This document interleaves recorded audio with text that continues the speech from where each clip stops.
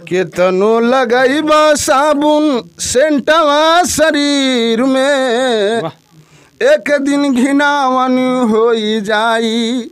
माटी के दहिया हाई माटी में मिल जाए। बात चल रहा है एक भोजपुरी भाषा में ठेपा लग गया है अश्लील का। उन सब बातों से हमको कोई मतलब नहीं रहता है। कौन क्या करता है उसका परिणाम वो भोगेगा, हमको उससे मतलब। मिल के अतुड़ दिहलु दिल के, दर्द दे के तू जानी दुखी रहा। दिहिले दुआ हर पल सुखी रहा, दिहिले दुआ हर पल सुखी।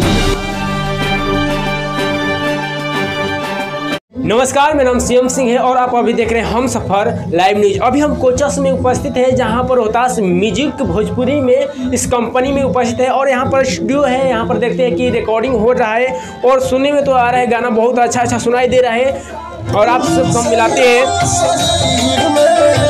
आप देखते रहिए, हम सब लाइव में जुड़ते रहिए। आप देख सकते हैं कि यहाँ पर अच्छा बहुत गाना बज रहा है। रुकिए, अब तो बड़ा बहुत गाना बजा रहे हैं महाराज, रिकॉर्डिंग अच्छा कर रहे हैं। हम यही बात बोलते हैं ना कि हम भी हटाना चाहते हैं अश्लीलता मुक्त कराना चाहते हैं। अगर देखा जाए तो एक जगह पे सारे स्टूडियो में सारे कलाकार जो है भोजपुरी के आगे बढ़ने के लिए अश्लील गा रहे हैं और यहाँ पर हम काशी रिकॉर्डिंग स्टूडियो में आए कोचस में और यहाँ पर देखे कि नहीं बहुत अच्छा है, यहाँ पर रिकॉर्डिंग हो रहा है। और व्यास जी को बारे में जानेंगे कौन सा व्यास है। भाई साहब जाए थोड़ा आ जाइए, आप लोग अजीब थोड़ा आएंगे।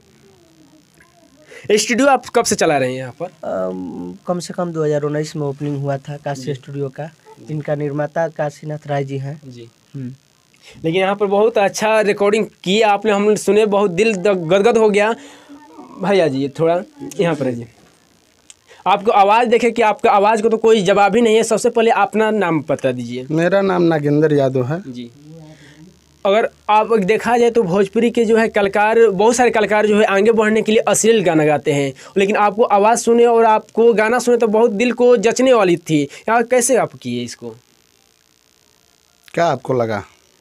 आपको गाना सुनकर अच्छा लग रहा है तो आपको नहीं ऐसा है कि नहीं आपको आगे बढ़ने के लिए अश्लील गाना गाए? हम हमेशा सोचते हैं कि जितना अच्छा गाना हो उसको हम गाएं, जितना बढ़िया से बढ़िया गाना हो उसको गाएं।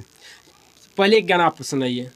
केतनो लगइबा साबुन सेंटवा शरीर में, एक दिन घिनावन होई जाई। माटी के दहिया हाई माटी में मिल जाई।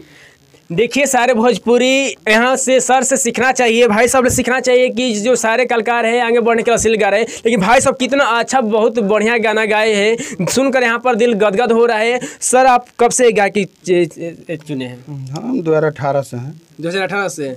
आपको कितना मतलब रिस्पॉन्स मिलता है, कितना क्या होता है? उससे हम इंटरेस्ट नहीं रखते हैं कितना हमको रिस्पॉन्स मिलता है। मतलब आपको व्यू का जमाना है, व्यू नहीं देखती है, बस अपना गायकी करते हैं? बस अपना हम देखते हैं, अपना गायकी करते हैं। हमको मन जता है अपने हिसाब से गाना गाते हैं। आप देखा जाए तो अच्छा गीत गा रहे हैं, लेकिन हम सवाल करना नहीं चाह रहे थे, लेकिन यूट्यूब का ज़माना है और व्यू के कमाना है और उसमें डॉलर भी बनता है, जानते हैं आप लोग। लेकिन एक भोजपुरी में विवाद चल रहा है, एक भोजपुरी भाषा में ठेपा लग गया है अश्लील का, तो अश्लील के बारे में क्या कहिएगा? देखिए उस सब बातों से हमको कोई मतलब नहीं रहता है। कौन क्या करता है उसका परिणाम वो भोगेगा, हमको उससे मतलब नहीं है। मतलब भोजपुरी में जो भी कुछ हो उससे मतलब नहीं है, बस आपको आगे बढ़ना है, बस अपने से मतलब है। हमको जितना अच्छा से अच्छा हो, अच्छा गाते हैं। हमारा चैनल है NSP भोजपुरी फिल्म, एक चैनल है इको रिकॉर्ड्स, यहीं पर मेरा चैनल है। अपना काम देखते हैं। सर चलते चलते एक अपना गाना सुना दीजिए फिर से। पियावा से मिल के अतुड़ दिहलु दिल के, दर्द दे के तू जानी दुखी रहा। दिहिले दुआ हर पल सुखी रहा, दिहिले दुआ हर पल सुखी रहा। इस गाना के राइटर कौन है? आपको कहाँ से इतना अच्छा मैटर मिल जा रहा है? इस गाना के राइटर हैं हरे राम हसमुखी। हरे हसमुखी। और यहाँ पर देखा जाए तो एक और राइटर साहब है, सर आप भी आ जाइए। हाँ। ये हमारे स्टूडियो का। और आप देख सकते हैं कि काशी रिकॉर्डिंग स्टूडियो में है और यहाँ पर सारे सिंगर उपस्थित है और यहाँ पर डब्लू भैया है, रिकॉर्डिंग करते हैं और यहाँ पर सिंगर है और यहाँ पर रोहतास म्यूजिक का डायरेक्टर है राकेश जी ना। आज राकेश भैया का बर्थडे भी है हम लोग। और राइटर साहब है सर, आप भी बताइए आपको लाइन कब से चुनाई की है? पहले आपको चैनल को हम बहुत धन्यवाद देते हैं जी कि आप हम लोगों के पास आए जी और कुछ मैंने अपना जानने के लिए ये लोग कैसे हैं, क्या करते हैं, क्या गाते हैं, क्या लिखते हैं, तो आप हमसे सवाल कीजिए आगे।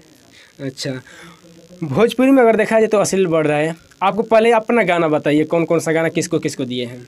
देखिए हम बहुत सिंगरों को गाना दे चुके हैं जी, माने बड़े जितना स्टार सिंगर है उनके भी पास मेरा गाना पहुंच चुका है और वो लोग बता दिया है। जैसे मान लीजिए शिल्पी राज हुई, जी जी, वो नेहा राज हुई, अंतरा सिंह प्रियंका हुई, नागेंद्र यादव हुए जो आपको गाना सुना रहे थे, जी जी, और ये म्यूजिक डायरेक्टर डब्लू यादव ये भी गाए हैं। और जो उधर देख रहे हैं प्रीति जी को, जी जी देख रहे हैं, वो तो थोड़ा घुमा दीजिए उधर भी। वो भी मेरा गीत गाई है जी, बिरहा मतलब अगर देखा जाए तो भोजपुरी इंडस्ट्री के जितने भी कलाकार हैं लगभग में सबके साथ में आपका गाना आ गया है। तो आपका कोई एक गा सकते हैं जो आपका गाना अच्छा हो लिखा हुआ? ऐसे तो हम गाना नहीं गाते हैं, फिर भी एक अच्छा भैया गाना नहीं गा पाएंगे, कोई प्रॉब्लम है, और लेकिन लिखते बहुत अच्छा है। अब देखते रहिए हम सफल लाइव न्यूज़ के साथ जुड़े रहिए। तब तक के लिए धन्यवाद, मिलते हैं फिर किसी नेक्स्ट वीडियो में।